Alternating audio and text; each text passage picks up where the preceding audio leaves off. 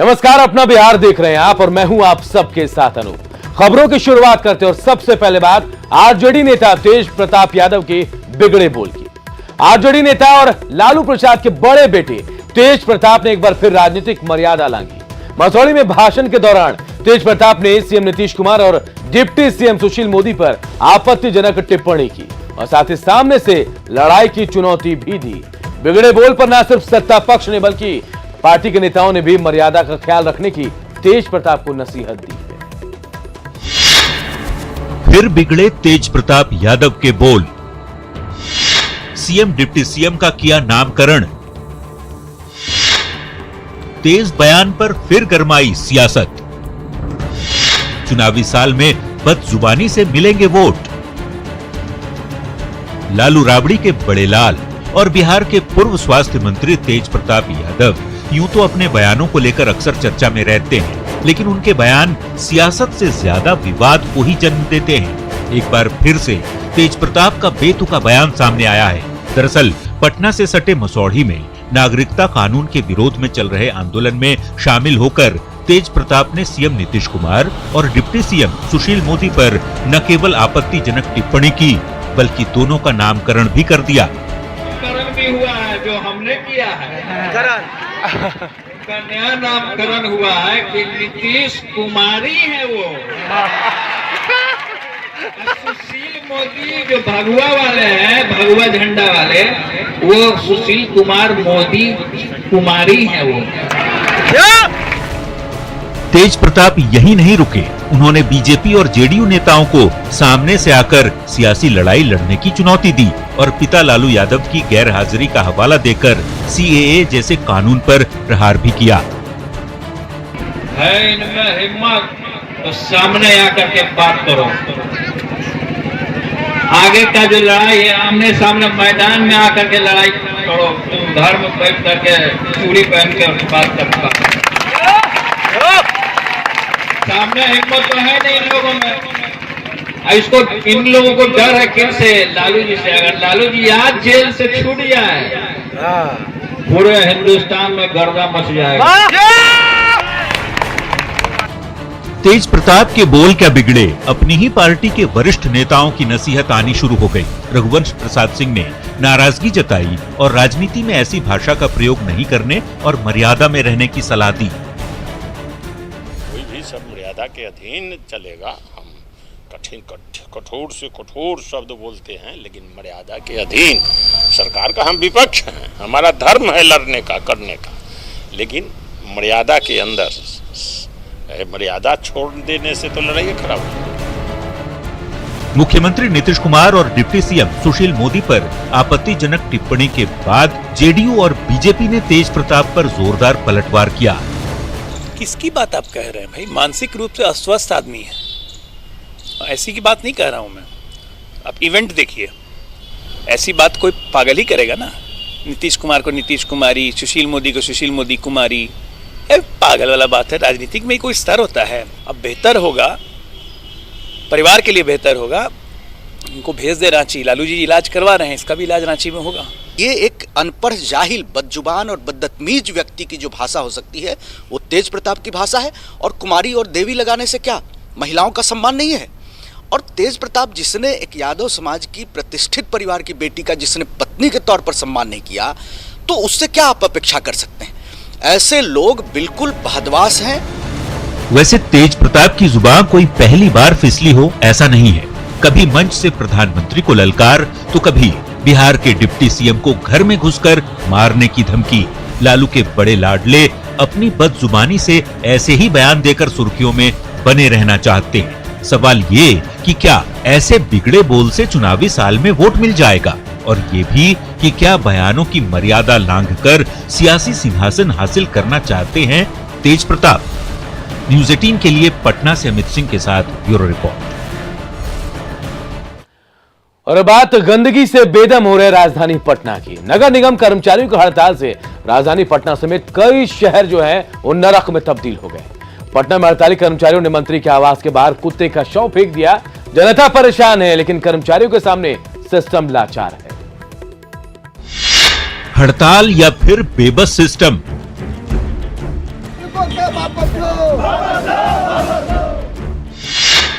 कर्मचारियों के आगे सिस्टम लाचार।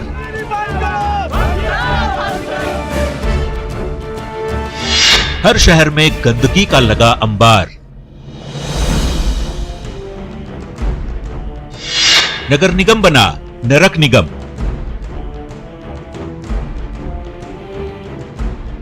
ये तस्वीर देख लीजिए, ये राजधानी पटना की तस्वीरें हैं, जहां नगर निगम नरक निगम बन चुका है। नगर निगम के सामने जिधर देखिए उधर ही गंदगी का अंबार है। हड़ताल की वजह से हालात नारकीय हो चुके हैं। सड़कों पर कूड़े का ढेर लगा है, जगह जगह मरे हुए जानवर पड़े हैं। वहीं निगम कर्मी नारेबाजी कर रहे हैं। मैं आपको पहले तस्वीर यहाँ पर दिखाऊं। ये कंकड़बाग का इलाका है और यहाँ जो नगर निगम का जो कार्यालय है उसके बाहर की आप तस्वीर देखिए, किस तरह से नारकीय स्थिति पूरे पटना में हो चुकी है, क्योंकि सफाई 5 दिनों से ठप है। जो कर्मचारी हैं जो सफाई करते हैं वो हड़ताल पर है अपनी मांगों को लेकर। तो ऐसे में आप तस्वीर देखिए किस तरह से नारकीय स्थिति बनी हुई है। सड़कों पर किस तरह से जानवर मरे पड़े हैं और उसे कोई उठाने वाला नहीं है। ऐसे में सवाल उठता है कि आखिर पूरा का पूरा सिस्टम क्यों इस तरह से चरमराया हुआ है। इतना ही नहीं, नगर निगम के हड़ताली कर्मियों ने नगर विकास मंत्री सुरेश शर्मा के आवास के बाहर कुत्ते का शव फेंक दिया। निगम प्रशासन और सरकार की सख्ती का कोई असर दिख नहीं रहा। पटना नगर निगम के सफाई कर्मियों के हड़ताल से शहर की साफ सफाई व्यवस्था पूरी तरह से चरमरा गई है। शहर नरक में तब्दील हो चुका है। नाले की सफाई नहीं होने से पानी सड़कों पर बह रहा है और लोग नाले के पानी से होकर गुजरने को मजबूर हैं। तो वहीं छपरा में भी सफाई कर्मियों का हंगामा जारी रहा। हालांकि पुलिस ने आंदोलन कर रहे सफाई कर्मियों को समझाने की कोशिश की, लेकिन आंदोलनकारी हड़ताल खत्म करने पर राजी नहीं हुए। हंगामे के मद्देनजर नगर निगम में बड़ी संख्या में पुलिस कर्मियों की तैनाती भी की गई है। गया में भी नगर निगम कर्मियों की अनिश्चितकालीन हड़ताल की वजह से शहर में गंदगी का अंबार लग चुका है। मुख्य सड़क से लेकर गलियों तक कचरा डंप हो रहा है, जिसकी वजह से लोगों को काफी दिक्कतों का सामना करना पड़ रहा है। नगर निगम के कर्मियों का हड़ताल लगातार जारी है और इसका असर आप देख सकते हैं कि शहर के अधिकांश इलाकों में गंदगी पड़ी है। जो भी सड़क है या गलियां हैं वहां गंदगी ही दिखाई पड़ रही है, क्योंकि कई दिनों से सफाई नहीं हो रही है। इससे शहर के लोग काफी परेशान हैं।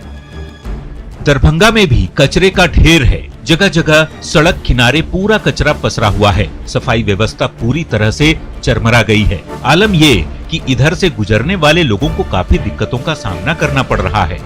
सवाल है कि हड़ताल अगर इसी तरह चलता रहा और कर्मचारी अपनी मांगों पर डटे रहे तो लोगों की परेशानी और मुश्किलें बढ़ेंगी। देखना होगा हालात कब तक सामान्य होते हैं। न्यूज़ 18 के लिए पटना से साकेत कुमार और गया से अरुण चौरसिया के साथ ब्यूरो रिपोर्ट। इधर मधुबनी में इंटर की परीक्षा के दौरान चेकिंग का एक वीडियो वायरल हो रहा है।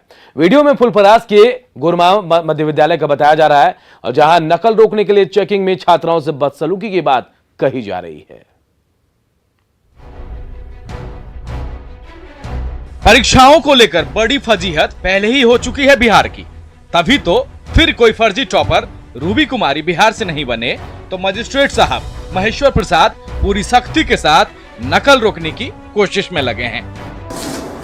अगर हमको मिल गया तो सोच लीजिए, आपके चेक करने के बाद अगर हमको मिल गया तो आप फंस जाइए पूरी तरह।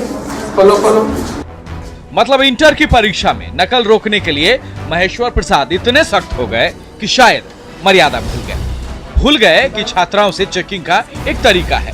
पर नकल रोकने निकले डीसीएलआर छात्राओं को नसीहतें भी देने लगे, कपड़े को लेकर डांटने भी लगे। ये ड्रेस पहन के आता है स्कूल में, कौन स्कूल से का विद्यार्थी मास्टर को बेटा बच्चा ये अभी तक बताया नहीं है कि कैसा ड्रेस पहन के स्कूल आना चाहिए। कपड़ा उतार दिया पूरा अपना हाथ से, उसके बाद कहा कि चिट है, कहीं नहीं हमको पास नहीं था तो अथी कर हमारे कापी लेकर चला गया, पूरा जेल से हमको अथी किया। इस बच्ची को मजिस्ट्रेट साहब ने तो रूबी बनने से रोक लिया, पर अपने ऊपर दाग लगा ले गए। बच्ची के संगीन आरोप पर यह वीडियो सबूत नहीं माना जा सकता, पर सवाल मजिस्ट्रेट के नकल रोकने के तरीके को लेकर किया जा रहा है कि खुले कमरे में छात्राओं से चेकिंग क्यों की जा रही है। पुरुष मजिस्ट्रेट के सामने छात्राओं से क्यों हो रही है चेकिंग, छात्राओं के कपड़े उतरवाकर क्यों हो रही चेकिंग, पुरुष मजिस्ट्रेट ने क्यों की छात्राओं की फिजिकल चेकिंग। हमने तत्काल जो मजिस्ट्रेट है उनको इस ड्यूटी से वर्जित किया गया है जब तक ये जांच पूर्ण नहीं हो जाती है। दोनों पक्ष की सुनवाई करके एक एक्सप्लेनेशन भी उनसे पूछा गया है। वीडियो वायरल होने के बाद डीसीएलआर को परीक्षा ड्यूटी से हटा दिया गया है। जांच टीम गठित कर दी गई है। अब ये जांच के बाद ही स्पष्ट हो सकेगा कि नकल रोकने निकले मजिस्ट्रेट की नीयत वाकई खराब थी या उन्हें बदनाम करने की कोशिश की गई। अमित रंजन, न्यूज़ 18 मधुबनी। पटना और बेतिया पुलिस ने नरकटियागंज के बीडीओ राघवेंद्र त्रिपाठी को 7,10,000 रुपए के साथ पकड़ा है। पुलिस टीम को खबर मिली थी कि बीडीओ को कहीं से मोटी रकम मिली है, जिसे लेकर वो अपने ससुराल सिवान जाने वाले हैं। इसके बाद पटना से आई टीम ने स्थानीय पुलिस के साथ गाड़ी की तलाशी ली। गोपालगंज के मूल निवासी बीडीओ के साले की शादी 3 दिन पहले हुई थी। बुधवार को वो रिसेप्शन में शामिल होने के लिए नरकटियागंज से सिवान के लिए निकले थे। रुपए कहां से आए इसका अब तक खुलासा नहीं हो पाया है। पटना सिटी के आलमगंज से लोहे के बक्से से शव बरामद हुआ है। घटना तुलसी मंडी इलाके की है। मृतक के गर्दन पर तेज हथियार के निशान हैं। आशंका जताई जा रही कि हत्या कहीं और की गई और शव को यहां फेंक दिया गया। फिलहाल मृतक की पहचान अब तक नहीं हो पाई है। एनएमसीएच का पुरवाड़ी जो आरोपी है उसमें उसी के पास से एक व्यक्ति का डेड बॉडी मिला है। अभी तक इसको शिनाख्त नहीं हो पाई है। उसको भेजा गया है पोस्टमार्टम में, तो हम लोग शिनाख्त करने का प्रयास कर रहे हैं। आसपास के सीसीटीवी फुटेज को खंगाल रहे हैं। इधर बेतिया में बकरी चराने के विवाद में 2 पक्षों के बीच हिंसक झड़प हुई। इसमें एक पक्ष की ओर से फायरिंग की गई। झड़प में 3 लोग घायल हो गए हैं। 2 लोगों को गोली लगी है, जबकि एक व्यक्ति गंभीर रूप से घायल है। सभी का इलाज गवर्नमेंट मेडिकल कॉलेज अस्पताल में चल रहा है। घटना योगापट्टी थाना क्षेत्र के पीपरपाती गांव की है। घटना के बाद से गांव में तनाव और भारी संख्या में पुलिस बल की यहां तैनाती भी कर दी गई।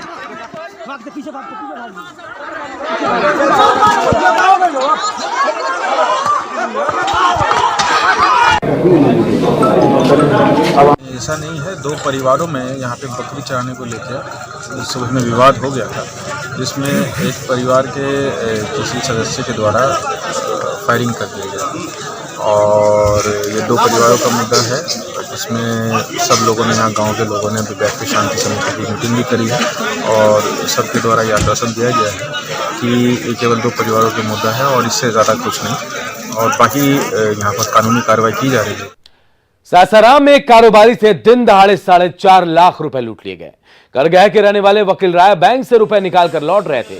इसी दौरान बाइक सवार 2 अपराधियों ने उनकी गाड़ी में टक्कर मार दी और रुपए लेकर फरार हो गए। IDBI बैंक से हम पैसा निकाल कर जा रहे थे, बाप बेटा थे हम लोग, और पेट्रोल टंकी के पास पीछे से धक्का मार करके बैग छीन झोला छीन करके लेकर भाग गया। हाँ, कितना पैसा था? 4.5 लाख। जानकारी मिली कि वकील राय जो करगहर के रहने वाले हैं, फकली गांव के, IDBI बैंक से पैसा निकाल करके 4.5 लाख रुपया अपने पुत्र निखिल के साथ अपने गांव जा रहे थे। इसी दौरान बिजली ऑफिस से पश्चिम 2 अपराधियों ने मोटरसाइकिल से पीछा करते हुए बिजली ऑफिस के पास इनको अपनी मोटरसाइकिल से धक्का मारकर और इनको गिरा दिए, जिससे ये आंशिक रूप से जख्मी भी हुए हैं और इनका झोला लेकर के रुपया सहित भाग गए। सुपौल से एक ऐसी तस्वीर सामने आई जो बिहार में शराबबंदी की हकीकत की पोल खोल रही है। तस्वीर लोखा पंचायत की है, जहां एक व्यक्ति ने शराब के नशे में अपने घर में आग लगाई। गुरु को जलते घर और मदहोश शराबी को देखकर अंदाजा लगाइए कि बिहार में शराबबंदी कितना सफल है। तस्वीर में दिख रहे शराबी का नाम रमाशंकर शर्मा है, जिसने नशे में पहले अपनी पत्नी की पिटाई की और फिर अपने ही आशियाने में आग लगा दी। पुलिस ने आरोपी रमाशंकर को गिरफ्तार कर लिया है। बिहार पुलिस की कार्यशैली पर खुद डीजीपी गुप्तेश्वर पांडे ने सवाल उठाए हैं। डीजीपी ने पुलिसकर्मियों को अपने व्यवहार में बदलाव लाने का आदेश दिया। प्रशिक्षण निदेशालय सम्मेलन कक्ष के उद्घाटन के दौरान डीजीपी ने माना कि जवानों से लेकर डीजी स्तर के कर्मी से डीजी स्तर तक के अधिकारियों में व्यवहारिकता की कमी है। जम्मू कश्मीर के श्रीनगर में आतंकवादी हमले में शहीद भोजपुर के रमेश रंजन का उतनेंगे पैतृक गांव में अंतिम संस्कार हुआ। शहीद का पार्थिव शरीर जैसे ही जगदीशपुर पहुंचा, अंतिम दर्शन के लिए लोगों की भीड़ उमड़ पड़ी और हर किसी ने नम आंखों से शहीद को अंतिम विदाई दी। शहीद को अंतिम विदाई।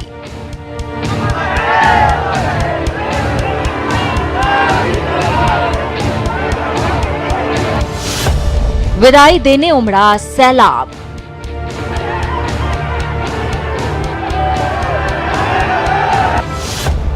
सभी की नम हुई आंखें।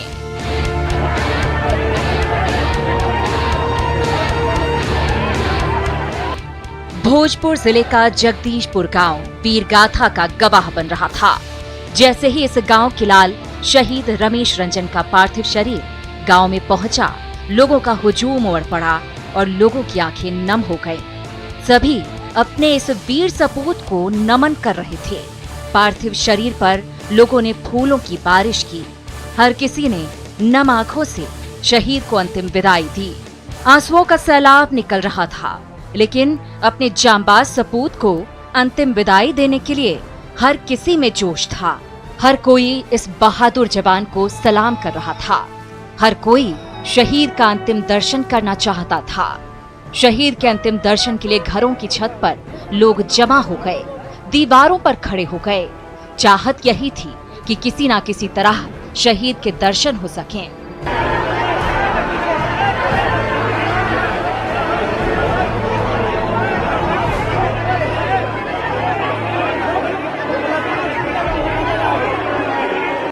शहीद रमेश रंजन को गार्ड ऑफ ऑनर भी दिया गया और सलामी भी दी गई। बिहार सरकार की तरफ से अंतिम विदाई देने परिवहन मंत्री संतोष निराला भी पहुंचे थे।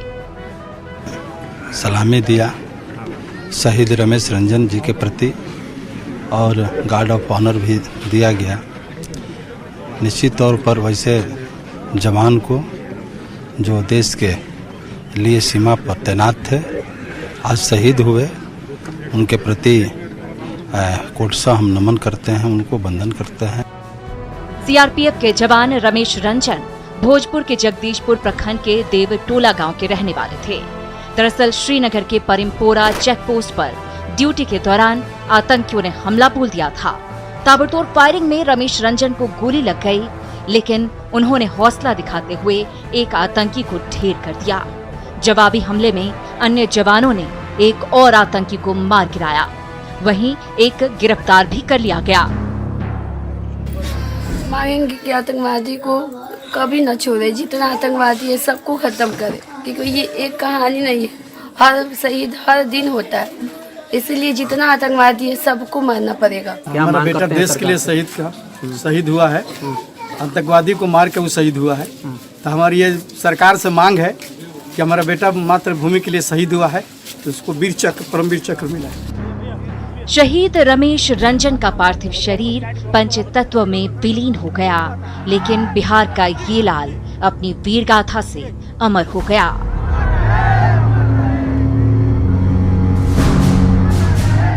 आरा से रवि एस नारायण और हिमांशु प्रवीण के साथ ब्यूरो रिपोर्ट।